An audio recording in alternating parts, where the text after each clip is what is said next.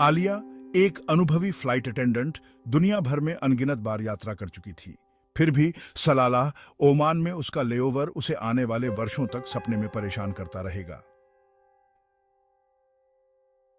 जिस अनोखे होटल में उसने चेक इन किया था, वह समुद्र के किनारे पर स्थित था और तारों से जगमगाते पानी के अपने लुभावने दृश्य के साथ शांति का वादा करता था। लेकिन उस रात शांति आतंक में बदल जाएगी।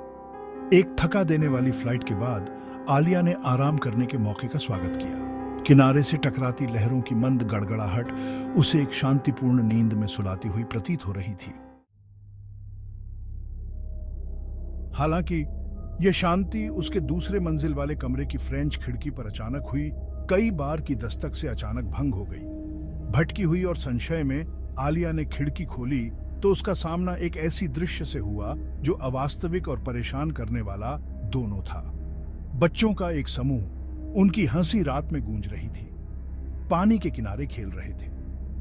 बच्चे रेगिस्तानी रात की ठंड से अछूते लग रहे थे और उनकी उपस्थिति बेचैन करने वाली थी। बेचैनी को दूर करते हुए आलिया ने खिड़की बंद कर ली और उस मुलाकात को नजरअंदाज करने की कोशिश की।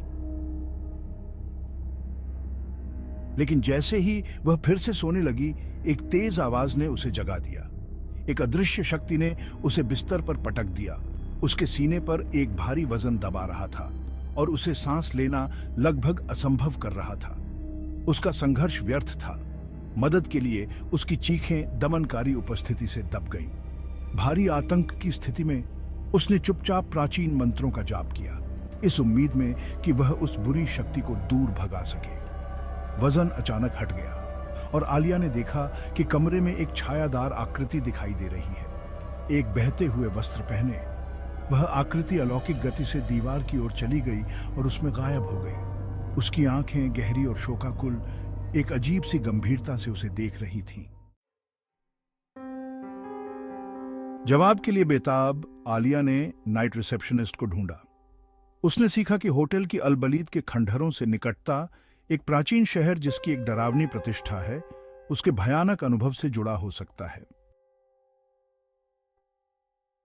अलबलीद एक यूनेस्को वर्ल्ड हेरिटेज साइट न केवल अपने ऐतिहासिक महत्व के लिए प्रसिद्ध था, बल्कि भयानक लोक कथाओं से अपने संबंध के लिए भी। शहर को एक शक्तिशाली जादूगर ने श्राप दिया था और जिन्न की आत्माएं, भूत जैसी संस्थाएं और कहा जाता है कि अन्य दुष्ट ताकतें खंडहरों को आतंकित करती हैं। ओमानी लोक कथाओं में जिन्न के बारे में बताया गया है, धुएं और आग के अलौकिक प्राणी जो परोपकार और द्वेष दोनों में सक्षम हैं। ये संस्थाएं अक्सर अदृश्य और आकार बदलने वाली जीवितों पर अपना प्रभाव डालने के लिए जानी जाती हैं, जिससे अस्पष्टीकृत घटनाएं होती हैं। स्थानीय किंवदंतियों के अनुसार अलबलीद के जिन्न विशेष रूप से प्रतिशोधी थे, जो प्राचीन शिकायतों और प्रतिशोध की इच्छा से प्रेरित थे। पास में ही एंटी ग्रेविटी स्पॉट, जहां वस्तुएं गुरुत्वाकर्षण को धता बताती हुई प्रतीत होती थीं, ने आलिया के प्रवास में भयानक रहस्य की एक परत जोड़ दी। यह रहस्यमय घटना, जहां पानी और छोटी छोटी वस्तुएं तैरती हुई या ऊपर की ओर जाती हुई प्रतीत होती थीं, के बारे में अफवाह थी कि यह प्राकृतिक व्यवस्था में हेरफेर करने वाले दुष्ट जिन्न का काम था। जैसे ही आलिया ने अपनी भयावह मुलाकात को याद किया, उसने महसूस किया कि समुद्र के किनारे उसने जिन बच्चों को देखा था, वे अलबलीद के दुखद अतीत के भूतिया अवशेष थे। उनकी हंसी एक भूतिया प्रतिध्वनि थी, शहर के शापित इतिहास की भूतिया याद दिलाता है। उसने जो छायादार आकृति देखी थी, वह कोई साधारण आत्मा नहीं थी, बल्कि एक विशेष रूप से दुष्ट जिन्न की अभिव्यक्ति। इसकी उपस्थिति अलबलीद की छाया में छिपी हुई अंधेरी ताकतों का एक भयावह प्रमाण है। सलालाह में उसकी रात के आतंक ने उस पर एक अमिट छाप छोड़ी। जिन्न और अलौकिक की भयावह वास्तविकता, भयानक एंटी ग्रेविटी घटना के साथ ने उसे फिर कभी वापस न आने की कसम खिलाई।